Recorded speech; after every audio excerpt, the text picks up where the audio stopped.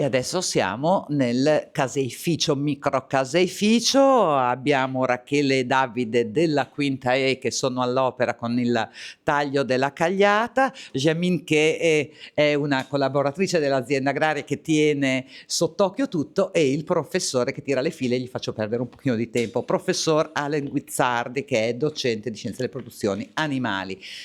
Allora, cosa sta succedendo? Qua il vostro caseificio produce che cosa? Quanto?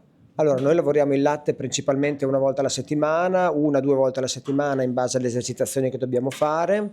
Lavoriamo circa un quintale e mezzo di latte per volta. Le nostre produzioni principali sono yogurt, panna cotta, cacciotte di pronto consumo, primi sale e un po' di ricotta. Yogurt e panna cotta che so i ragazzi adorano, ci fanno merenda. Sì, produciamo 400, 500, 600 vasetti alla settimana e non c'è problema che diventino vecchi, ecco, diciamo. Bene, beh, questo è un momento dal punto di vista formativo molto molto importante. Allora ragazzi, com'è la cagliata? A che punto siamo?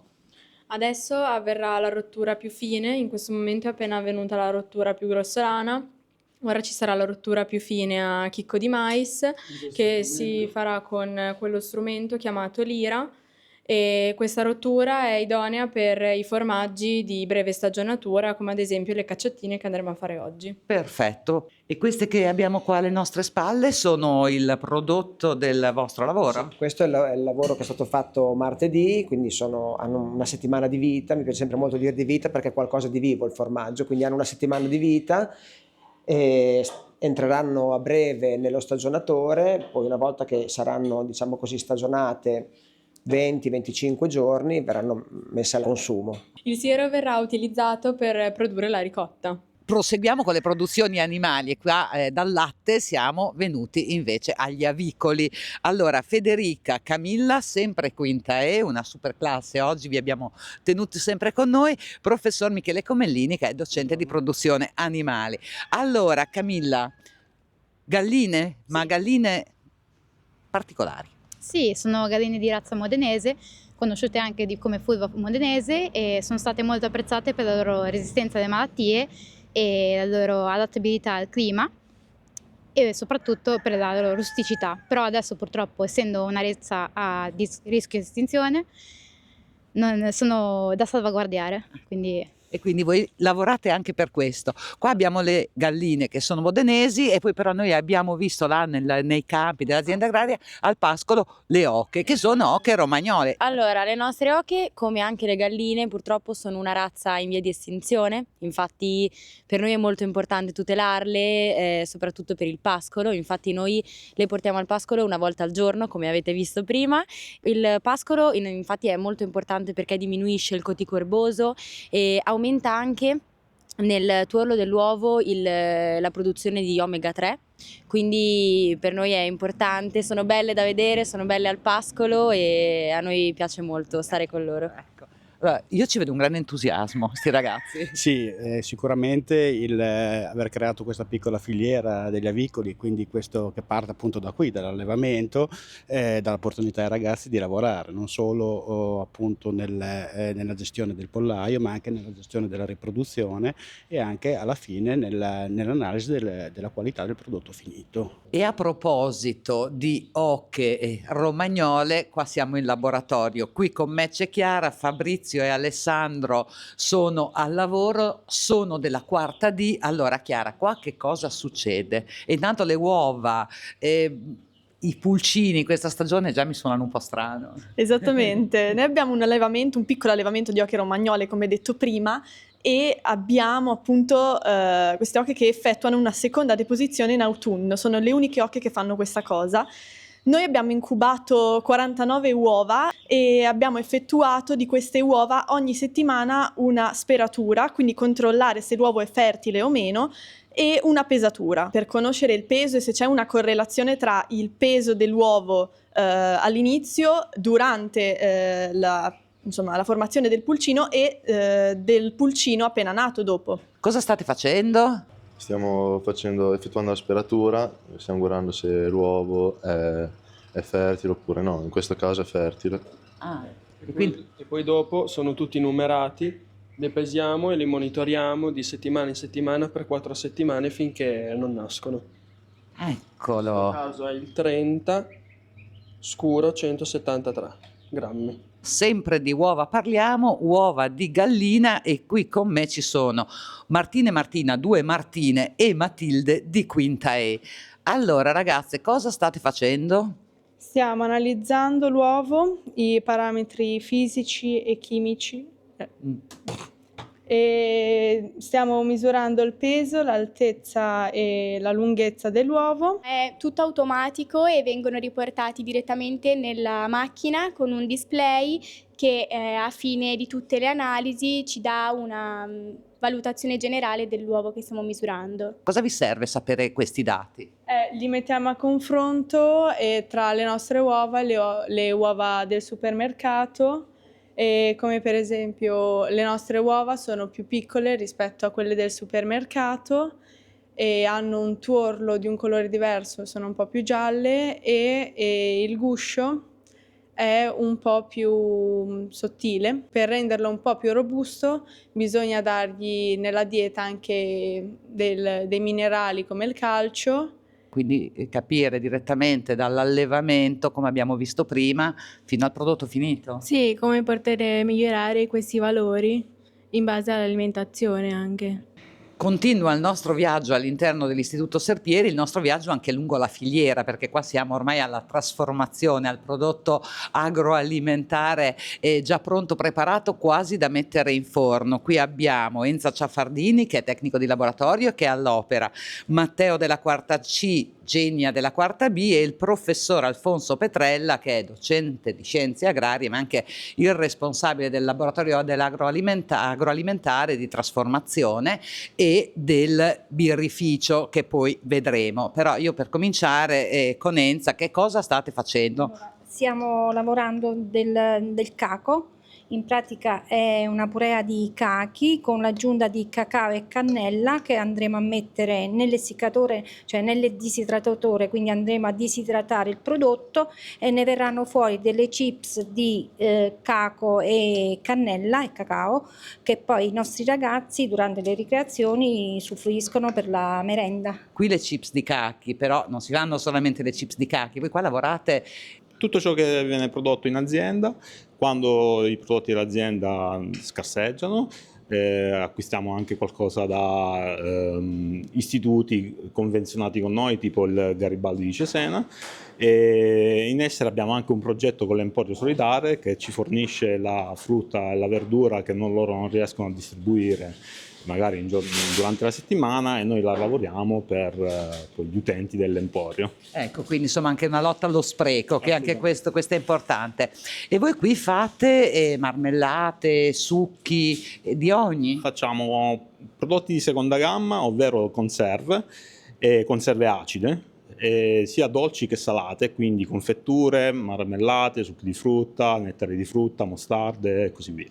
Allora, le chips di cachi le mangiano i ragazzi a ricreazione, abbiamo visto, però io ho visto anche tante ceste di Natale, quindi c'è anche un punto vendita, la possibilità di acquistare i vostri prodotti. Sì, abbiamo il punto vendita della scuola. Ecco, insomma, quindi c'è anche vendita diretta, abbiamo anche questo. Bene, allora, Matteo, spiegami un pochino che cosa succede. E allora, qua abbiamo questa macchina, questo robot da cucina con appunto uno schermo, un computer, e questo ci serve per fare tutte le preparazioni di laboratorio e ha varie funzioni. In questo caso qua stiamo andando a lavorare una marmellata di castagne, cacao e rum, quindi avrà diverse lavorazioni come il sottovuoto per evitare l'ossidazione, la cottura e poi dopo una pastorizzazione. Ha tutte le preparazioni già in memoria, quindi quando noi vogliamo andare a preparare un determinato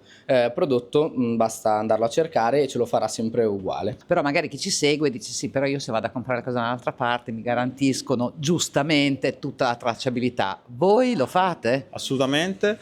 In merito a questo abbiamo acquistato dall'anno scorso un software che ci permette di tracciare tutto ciò che entra in laboratorio, a partire dalla materia prima, dagli inerti, i vasetti, tutti gli ingredienti che utilizziamo vengono tutti quanti tracciati, etichettati, e tutto ciò che si muove all'interno del laboratorio viene tenuto traccia tramite il software. E questo è il laboratorio didattico in parte per la produzione di birra, quindi microbirrificio e miele. È un nuovo laboratorio, nasce a settembre di quest'anno, e qui i ragazzi possono assistere a tutto ciò che è la produzione, tutti i passaggi della produzione birraia, quindi brasicola, a partire dal malto fino al prodotto finito che è la birra. Lucas, quarta C, tu sei l'addetta alla birra, secondo me è ambitissimo il laboratorio della birra. Cosa stai facendo? Che cosa c'hai qua? Mi spieghi qualche cosa? Analizziamo la birra rilevando la densità. Adesso faccio vedere come si fa. Si connette il macchinario al telefono, si preleva un campione della birra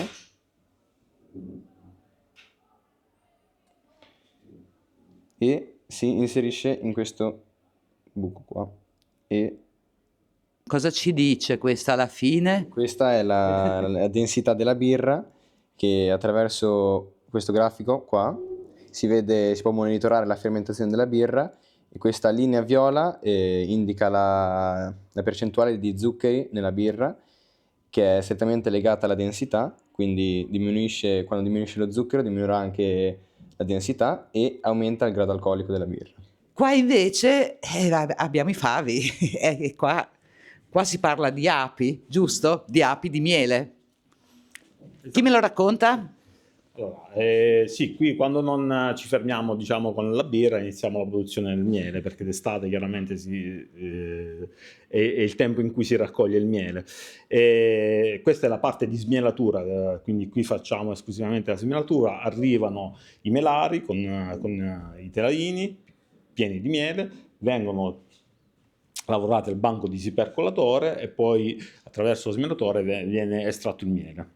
Ultima tappa del nostro viaggio all'Istituto Serpieri ci riporta all'aperto, ma ci riporta anche all'inizio di una filiera che abbiamo appena vista, quella del miele. Veniamo dal laboratorio di smielatura, dove il miele va in vasetti, la cera, e qua invece ci sono le api. Maria Teresa Renzi, docente di scienze agrarie, e poi abbiamo Daniel, Matilde e Alessandro della quarta C. Cosa succede in questo angolo riparato del Parco dei Serpieri? Allora, in questo angolo segreto abbiamo 7 alveari, ne abbiamo 10 in totale organizzati in 2 apiari didattici, e qui facciamo attività con le classi sia durante le ore curricolari sia durante i pomeriggi, diciamo, della stagione calda, in cui facciamo un corso un po' più approfondito su base volontaria. Ci sono delle iscrizioni, quindi chi vuole approfondisce la tematica dell'apicoltura. E facciamo anche un piccolo corso di apicoltura per i ragazzi con disabilità, e quindi insomma da 3 anni ci diamo un po' da fare sia per produrre il miele ma anche per far conoscere a ragazze e ragazzi questo magico mondo delle api, questi bellissimi animali questi bellissimi insetti che sono fondamentali per l'agricoltura e non stanno neanche benissimo di salute, quindi bisogna che facciamo di tutto. Le vostre di salute. Magnifico, che è bello anche sentirlo dire. Ragazzi, allora intanto vi siete completamente giustamente bardati, e che cosa si fa con le api in questa stagione? In questa stagione non facciamo praticamente niente, le lasciamo lì un po' da sole a riposare. Invece, tipo d'estate andiamo a ingabbiare la regina, oppure facciamo anche dei trattamenti. Inoltre, quando andiamo a notare che incominciano a importare del miele, andiamo a inserire dei melari. Però per fare questa cosa prima dobbiamo inserire una griglia che andrà proprio a evitare che la regina vada dentro al melario, eccola qui, e quindi faccia le uova dentro. Successivamente, quando il melario sarà pieno, andiamo a inserire l'apiscampo, che è uno strato con una porta, quindi che ci permetterà di svuotare il melario pieno da tutte le api dentro, quindi per facilitarci il lavoro. Lavoro con le api prima di iscriversi al Serpieri mai fatto. E che impressione ti fanno? Non hai paura? Mai? Allora, io ho paura delle api, no, però secondo me sono degli animali molto interessanti perché non è una cosa da tutti i giorni avere la possibilità di studiarle. Bene, allora che dire, adesso intanto noi le vediamo i ragazzi bardati al lavoro e anche su queste immagini io vi ringrazio per essere stati con noi, ringrazio tutti loro, docenti, studenti, la dirigente che ci hanno accompagnato. In sovraimpressione come sempre vedete tutti i nostri riferimenti per vedere e rivedere la puntata. Grazie ancora, ci ritroviamo la settimana prossima e poi ci faremo gli auguri di Natale perché oramai è tempo di feste.